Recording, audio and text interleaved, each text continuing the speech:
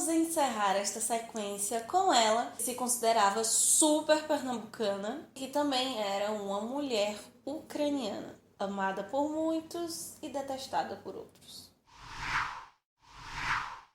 O que temos para hoje, Sanchas e Dulcinéias? Eu sou a Larissa Bertolino, você está no canal Uma Garota Quixotesca, onde nós tratamos de literatura, sempre partindo do eixo central do Dom Quixote, daí escolhendo gêneros, temáticas, assuntos. E, mais especificamente, você se encontra na primeira resenha do mês de junho, que acaba sendo também a nossa última da sequência de 5 autores pernambucanos. Eu conversei com você sobre João Cabral, sobre Manuel Bandeira, sobre a Jerusa Leal, sobre o Osman Lins, e a autora de hoje estava presente lá na sequência que eu dei pra você da Valovara, dos 5 autores, 5 romancistas mais importantes da nossa literatura no século XX. Mas estava faltando um, e se você respondeu Mário de Andrade, você acertou a nossa sequência. A Clarice Lispector é uma das autoras mais icônicas da nossa literatura. Ela não é só importante e relevante enquanto autora, devido à sua produção, mas a sua figura acabou se tornando um ícone literário. Se não, a autora, a escritora mais conhecida da nossa literatura. Ela escreveu romances, contos, crônicas, nasceu na Ucrânia em 1920, veio para o Brasil em 1922, passou sua infância aqui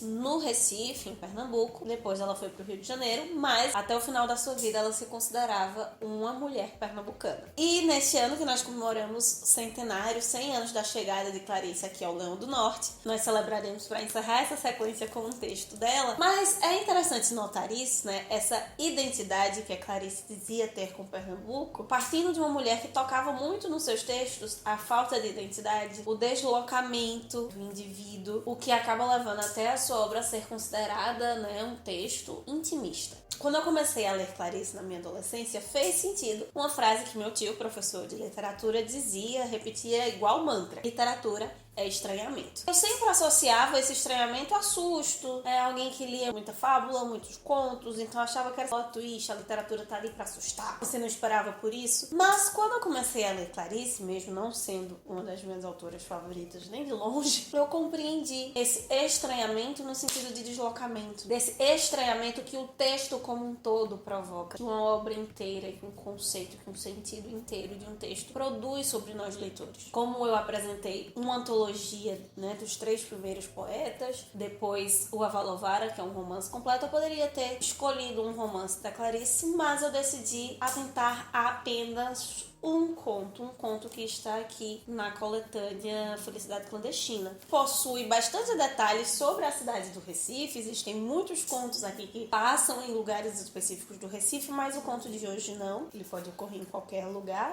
em qualquer cidade. E ainda assim é interessante para pensar o lugar de Clarice nessa lista que nós fizemos aqui, assim como a Jerusa Leal falava de não lugar em outros conceitos, a Clarice vai falar de estranhamento, deslocamento, numa sequência de autores de estado que nós consideramos e que por muitas vezes é bastante bairrista. Para entender um pouco desse deslocamento da Clarice, é bom ressaltar que a sua literatura é muitas vezes vista como intimista, mas é exatamente porque o estranhamento, assim como os formalistas russos pensavam, o estranhamento acaba levando a uma particularização. Esse olhar personalizado, único, né, personalista, você acaba criando um lugar propício para o desenvolver, para a apresentação dessa individualidade. Só que a Clarice ela vai levando num extremo a ponto de criar uma desfamiliarização. Ainda que seja particular, pessoal ou individualista, ela esgarça e nos chama a olhar esse particular sem os objetos comuns, sem a ótica comum, desfamiliarizando, ampliando esse distanciamento, esse deslocamento mais uma vez. E talvez esse seja um dos grandes incômodos mencionados por aqueles, né, que o dizem ter ao ler Clarice, porque a sua forma acaba sendo tudo menos familiar, especialmente nos contos. Muitos dizem que a Clarice ela rodeia muito para poder chegar num ponto, mas é exatamente porque não há essa conexão, não há esse lugar comum, essa interação simples. É preciso esse estranhamento, é preciso esse distanciamento para que se olhe o objeto ou o foco artístico por um outro viés. No caso de A Mensagem, ela acaba sendo estranha e nos causando estranhamento até em relação à própria Clarice. Clarice é conhecida por ter protagonistas mulheres. E no caso de A Mensagem, o protagonista é um rapaz, né? Um jovem de 16 anos que vai desenvolver ali a história com outra moça de 17, mas ainda assim o foco é nele. Eles estudam juntos e estão conversando para se conhecer um pouquinho mais. Só que nós entendemos logo de início que esse rapaz, ele não é afeiçoado a essas conversas. Ele não vai conversar com outras pessoas, ainda mais com moças. Só que essa menina vai dizer algo que vai despertar esse interesse, a continuação dessa conversa, que é confessar a ele que ela tem sentido um certo tipo de angústia. Aí está a chave que fará com que esse jovem passe a ver essa moça como uma igual. Só que tão igual que ele vai até se esquecer de que ela é uma mulher. E aqui nós já temos dois primeiros casos de estranhamento. O primeiro texto é o estranhamento que a moça causa no rapaz desde o início, esse estranhamento que ele sente por não estar acostumado a falar com mulheres. O segundo é exatamente o nosso, enquanto leitores, de perceber essa estratégia do moço tratar com aquela garota, né? Querer torná-la, pelo menos na sua cabeça, um homem. Um outro estranhamento, que logo no início parece-nos que o protagonista é a moça. Nós entendemos que ele é o ponto central, mas ainda assim há uma troca de vozes no decorrer da narrativa. Até o momento que, após esse moço, esse menino, enxergar a menina como um garoto, essa voz vai acabar se tornando uma só, porque eles estarão ali como iguais, quase como um híbrido.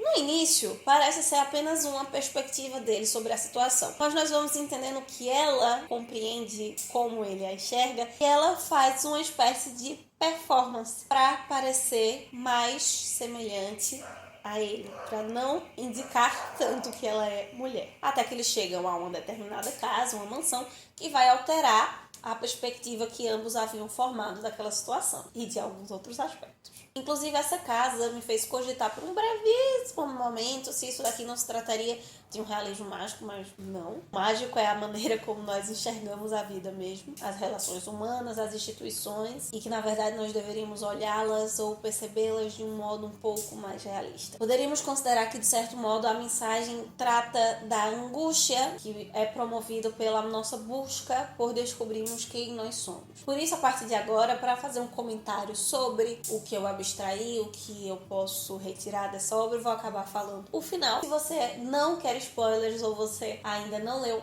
lê esse conto rapidamente, ele é breve, e depois volta pra gente conversar sobre o final. A perspectiva do rapaz, como eu havia comentado, são dois homens, né? Dois iguais. É como se a moça fosse entrando nesse jogo também. Não tanto quanto ele, né? Ela entende, vai, mas a intensidade ou os motivos seriam diversos. E a casa é o lugar onde isso fica separado, né? O um acaba novamente se tornando dois. Pelo modo como a Clarice vai construir essa parte da casa, como eles descrevem a casa, como o rapaz menciona alguns aspectos, eu penso que esse momento de estranhamento, metaforicamente falando, além do aspecto de desenvolvimento, estamos falando ali de dois adolescentes, então, por exemplo, as fases de desenvolvimento infantil até o adulto, né, como ele vai se percebendo, vai se percebendo o outro, vai percebendo o outro quando esse outro é de um sexo oposto. Além disso, eu cheguei até a pensar que poderia estar tratando de um modo muito simbólico até mesmo sobre a perspectiva do casamento. Tanto o casamento enquanto a relação em si, que aqueles jovens poderiam desenvolver se eles chegassem a casar,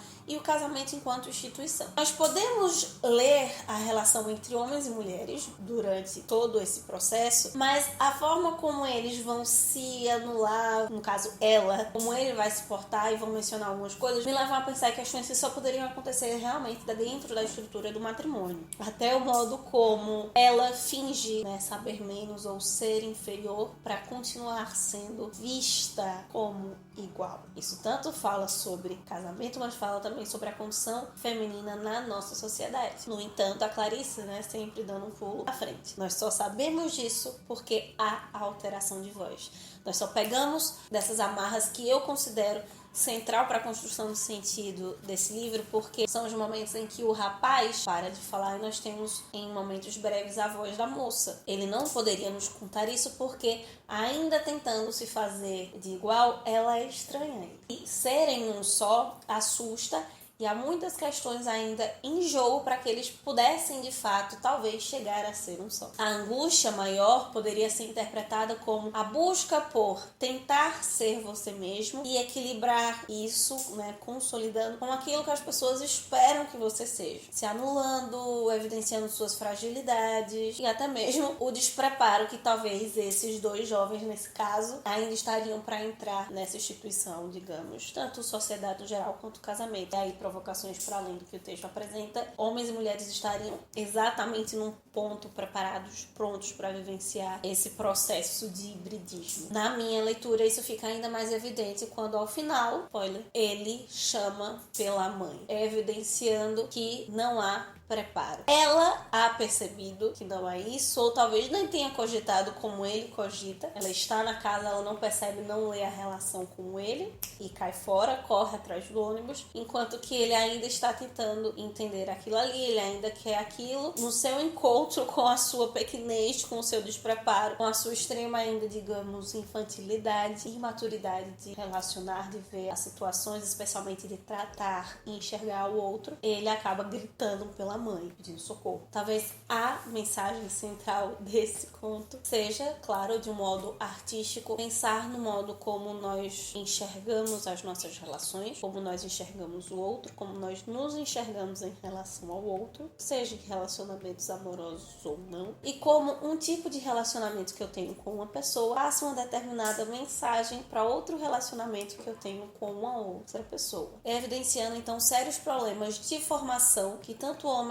e mulheres possuem no seu indivíduo, na sua formação, na sua psique, na sua construção, que só são descobertos, só são evidenciados quando há o conflito, o choque da tentativa de hibridismo com outro em um relacionamento. Então é isso, meus queridos cavaleiros andantes, este é o nosso comentário, a nossa resenha sobre a mensagem de Clarice Lispector. Se você já leu Felicidade Clandestina ou outra coletânea, me conta aqui qual é o seu conto favorito da Lispector. E dessa sequência dos 5 autores, qual deles é o que você mais gosta, ou qual dos 5 livros que nós apresentamos foi o que te deixou mais interessado, que você gosta mais. Vamos nos vendo lá no Instagram durante essa semana e que enquanto isso possamos sair da biblioteca e ver muito além dos moinhos de vento. Valeu!